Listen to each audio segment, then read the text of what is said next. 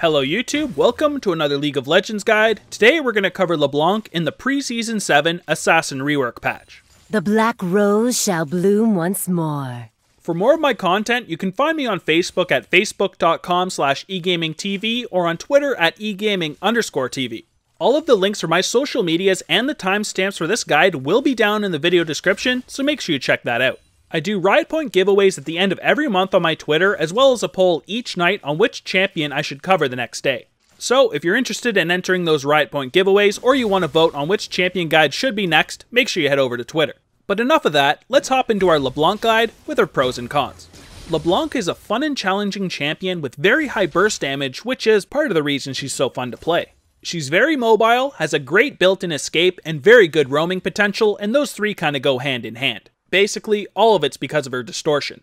She's got a really strong lane phase considering she can clear minion waves with her W and her new Q, and she can absolutely bully the enemy mid laner. If the enemy jungler comes in for a gank, all you have to do is use your distortion. Now LeBlanc is a very squishy champion that's hard to master considering she has so many damn combos. Now, like all assassins out there, if she does fall behind, she's rather mediocre, and her teamfight ability isn't that strong either. But honestly, that's not too much of an issue if you can delete the AD carry beforehand and make it a 4v5. For our Masteries, well, it's pretty much the same as it was before the rework. We go 12 Ferocity and 18 Cunning, grabbing Thunderlord's Decree as our Keystone Mastery.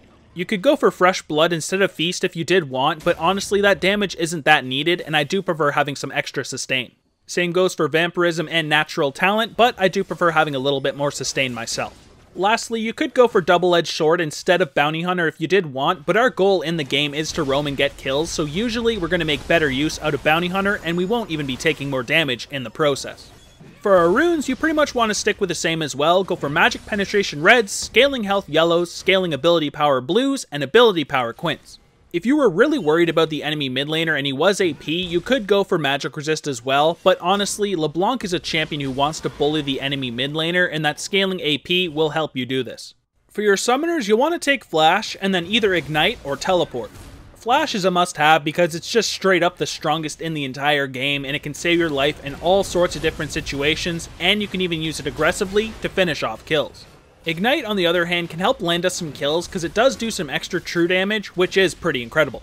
LeBlanc is a champion who really needs to have a good early and mid game so their late game isn't completely awful, and Ignite can help you accomplish this. Teleport's a pretty decent option as well. You're already a pretty decent roamer, but it will make it even stronger. Teleport's only really something I'll consider if the top laner didn't take it, otherwise I just stick with Ignite. So now let's move on to one of your new abilities, your passive, Sigil of Malice. LeBlanc's spells mark enemies they damage with Sigil of Malice for 4 seconds. The Sigil charges over the next 1.5 seconds, after which LeBlanc's next spell that hits that target will shatter it, dealing 40 to 300 based on level, plus 80% AP extra magic damage. So this ability is a great way to combo some more damage, and it's also great for wave clearing. For wave clearing, you simply hit the entire minion wave with your W, wait 1.5 seconds, and then hit with the Q, and clear them all up. In your lane harassment combo, for example, you can first hit the enemy with Q, wait 1.5 seconds, hit them with your W, and you will proc this extra damage, which is pretty awesome. So now your reworked Q, Shatter Orb. LeBlanc projects an orb towards the target enemy, dealing magic damage. If Shatter Orb triggers Sigil of Malice, the orb will bounce to the closest charged sigil.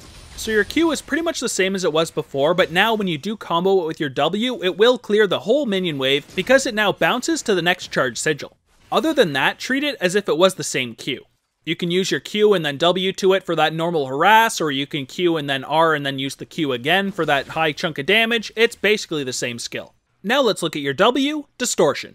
On first cast, LeBlanc dashes to the target location, damaging all nearby enemies upon arrival, and leaving behind a return pad for 4 seconds. After a quarter-second delay, she can activate Distortion again at no additional mana cost. When she uses her second cast, she blinks back to that Distortion's return pad.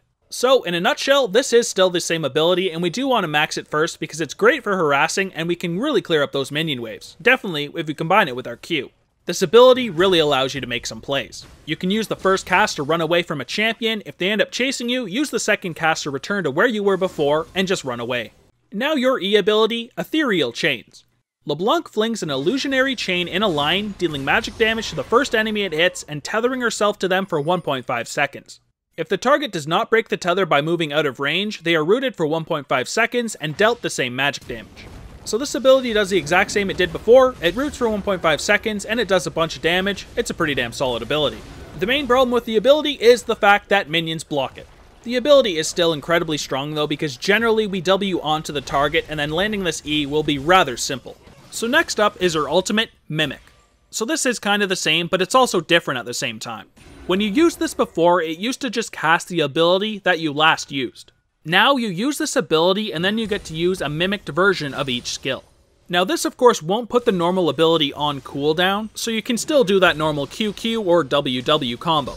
So when you use the mimicked ability, you vanish for 0.1 seconds and you do summon that mimic. The mimic will also use the same spell, but it won't do any damage. So this part is pretty much the same, you just have to choose which mimicked ability you want to use, and you do get your clone out of it as well. Now that's not the end of your ultimate, it does get a little bit more complex because you do have a second part to it. So here is the second part, Shadow of the Rose. LeBlanc summons a mimic at the target location anywhere on the field, which then approaches the closest visible enemy champion and casts a non-damaging version of LeBlanc's most recently used basic ability. This also refunds Mimic's cooldown, so you can use this beforehand and still be able to ultimate after. So as you can see here, I have the clone on the very far left of the map just to keep track of where Fiora is going so I can chase from River. I pretty much just use this Mimic for vision. Your skill order is going to be the same as it was before the rework. Take a point into your ultimate whenever you can at 6, 11, and 16. Then we focus on maxing our W for its poke and last hitting, as well as our Q because it does combo really nice with our W now.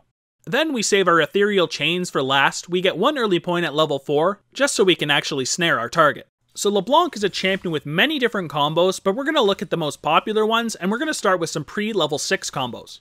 So for our lane harass combo, we start by hitting the enemy with our Shatter Orb, and then we jump onto them with our Distortion.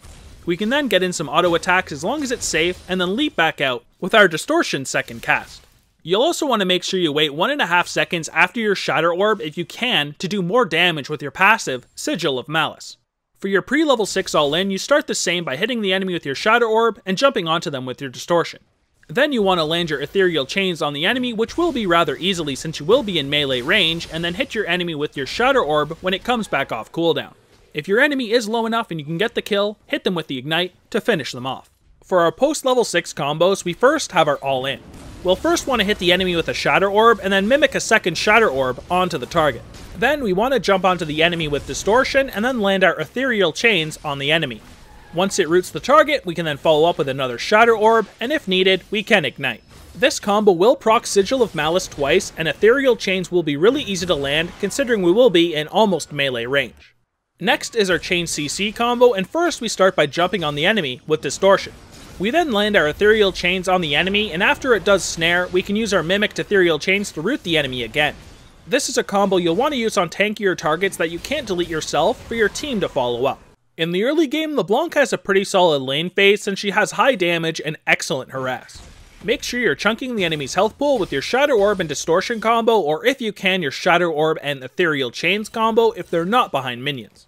Your goal is either to kill or harass the enemy out of lane and get as much CS as you can. If the mid laner is playing very safe under their own tower, then you should look to roam and help your other lanes. LeBlanc's scaling in the later stages of the game can really depend on how good her early lane phase was. You do not want to fall behind as LeBlanc. LeBlanc is a champion who becomes very strong in the mid game as long as she's had a pretty decent early game. When you have your Morellonomicon and your Abyssal Scepter, you're going to have a lot of ability power and 30% cooldown reduction and can absolutely take control of the game. Delete the minion wave as fast as you can with your W and Q combo and then start roaming. Try to get some deep wards into the enemy jungle, and when you see squishies that you can delete, go for it. You will start to fall off a little bit in the late game because enemies will start to get tankier. Try to snowball the game in the mid game because it's going to become a lot easier. In the late game, like I just said, you will start to fall off in the later stages of the game, but you can still insta-give squishy targets. Your team fighting is a bit weak, but your goal is to find a squishy target that's isolated and delete them so it becomes a 4v5. If you've had a really strong mid game, then your team should be ahead anyways from all of your roaming. If this is the case, then the enemy team might not even be tanky enough yet to deal with your damage, and ending the game is going to be pretty damn easy. Keep in mind though that your goal is not to make it to the late game, you want to end it before you even get there. If you're somebody that wants to play for the late game, then consider actually playing a late game champion like Cassiopeia. Don't pick LeBlanc. As we know, LeBlanc is generally a champion who's going to win that lane phase, but let's look at a couple of her hard matchups. So first up is Kassadin, and he doesn't have the strongest lane phase, but he is able to follow your roams by rift walking, and he does outscale you.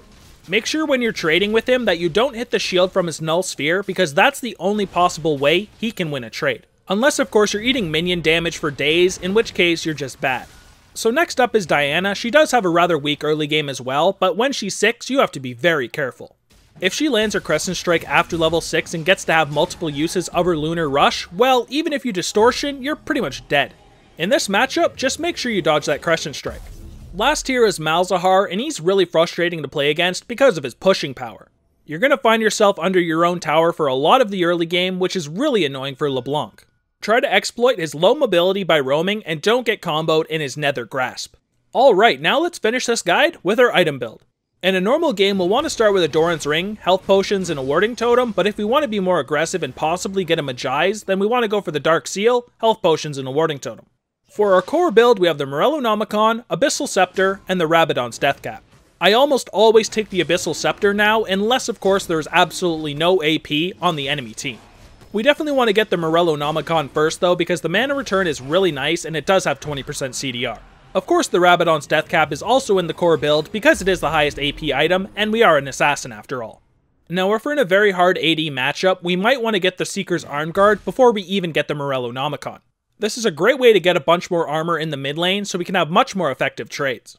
For our boot options, we first have Sorc Shoes for magic penetration and Ionian Boots for 10% CDR.